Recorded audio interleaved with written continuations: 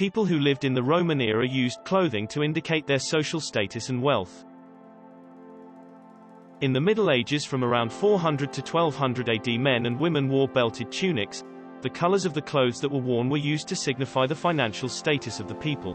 Fashion during the Renaissance time was expensive and extravagant, using materials like silk and velvet.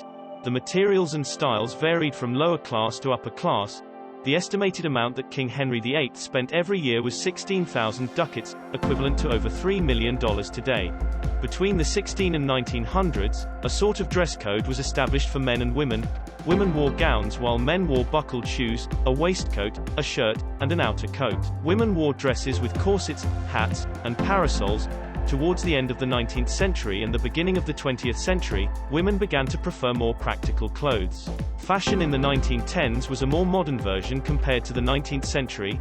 Women wore large brimmed hats, jackets, with skirts slightly above the ankles with high curved heels.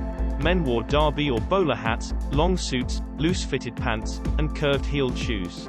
Both men's and women's fashion in the 1920s inched closer to functionality and comfortability, with sports clothes becoming more popular. In the 1930s, women began wearing shorter skirts that were often just above knee length, while the male silhouette had wide, padded shoulders, broad chest, and straighter legs like Levi's jeans. Fashion in the 1940s changed dramatically as materials were restricted due to the war.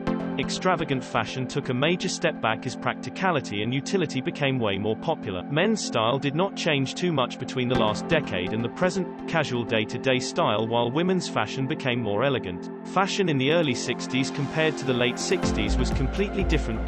The early 60s still had the more formal and conservative fashion, while the late 60s had bright colors, tie-dye t-shirts, and fashion was just a lot more relaxed and open. Hippie clothes took charge in the 70s with bell-bottom pants, frayed jeans, tie-dye clothing, and ponchos. The 1980s were arguably the most adventurous decade in terms of style.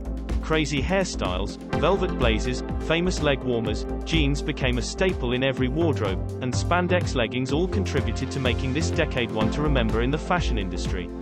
Fashion in the 90s compared to the 80s was a lot different. There were not as many crazy bold outfits, but more casual and minimalist looks with jeans, t-shirts, hoodies, and sneakers. Vintage baggy street clothes were very popular in the 2000s.